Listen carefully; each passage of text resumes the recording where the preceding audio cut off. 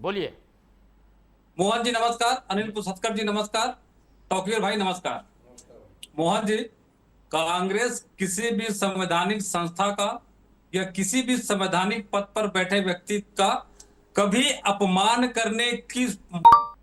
है,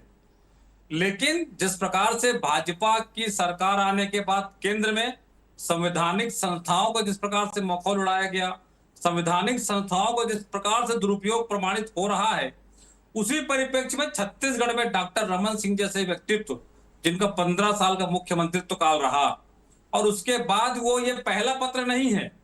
एक तरफ डॉक्टर रमन सिंह जी छत्तीसगढ़ में जहां डॉक्टर विष्णुदेव साय के सुशासन में युक्तियुक्तकरण में पूरी पारदर्शिता करने की बात की जा रही है, वही डॉक्टर रमन सिंह जी ने स्थानांतरण जो युक्तियुक्तकरण में यदि किसी का स्थानांतरण हुआ है उसको संशोधन की बात लिख करके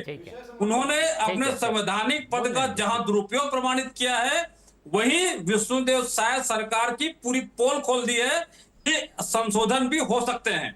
डॉक्टर रमन सिंह जी का पहला पत्र नहीं है, उन्होंने पर्यटन विभाग में एक अपने चहेते को नियुक्ति देने के लिए पत्र लिखा था, और डॉक्टर रमन सिंह जी ने अपने विधानसभा क्षेत्र में शराब दुकान हटाने का एक पत्र लिखा, उसको सहायक आयुक्त आबकारी ने रद्दी की टोकरी में फेंक दिया। सबसे विकट स्थिति यह है कि डॉक्टर रमन सिंह जी विधानसभा के अध्यक्ष के आसंदी में आसीन है, और उसके बाद वो पत्र लिख रहे हैं, तो पहले पत्र में कार्रवाई नहीं हुई, इस पत्र में भी कार्रवाई नहीं होगी, शराब दुकान हटाने के मामले को भी रद्दी की टोकरी में जिला प्रशासन ने डाल दिया। तो ऐसी स्थिति में डॉक्टर रमन सिंह जी स्वयं विधानसभा के अध्यक्षीय आसंदी को बदनाम करने के लिए उनका निष्प्रभाव होने का प्रमाण दे रहे हैं। मैं किसी व्यक्ति विशेष पे आरोप नहीं लगाना चाहता, वो अलग बात है दुबे जी, लेकिन ये क्या नियम विरुद्ध है क्या, जिसका हवाला दे रहे हैं भूपेश बघेल की संवैधानिक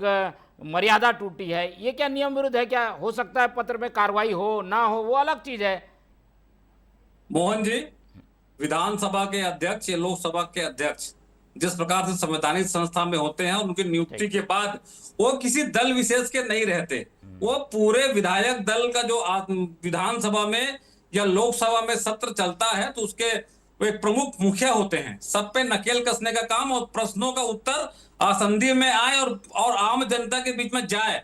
और वो फिर से कहना चाहूंगा, संसदीय संवैधानिक संस्था जो है वो किसी राजनीतिक दल का नहीं होता। संवैधानिक संस्था में बैठने के बाद वो किसी दल के विशेष के नहीं रहते, लेकिन यदि वो पक्षपात पूर्ण किसी दल विशेष के रूप में कार्य करते हैं तो उस व्यक्ति के व्यक्तित्व पर जहां दुष्प्रभाव पड़ता है, वही संवैधानिक संस्था भी दागदार होती है। बिल्कुल। चलिए, कांग्रेस और भाजपा दोनों की दलीलें सुनने के बाद अब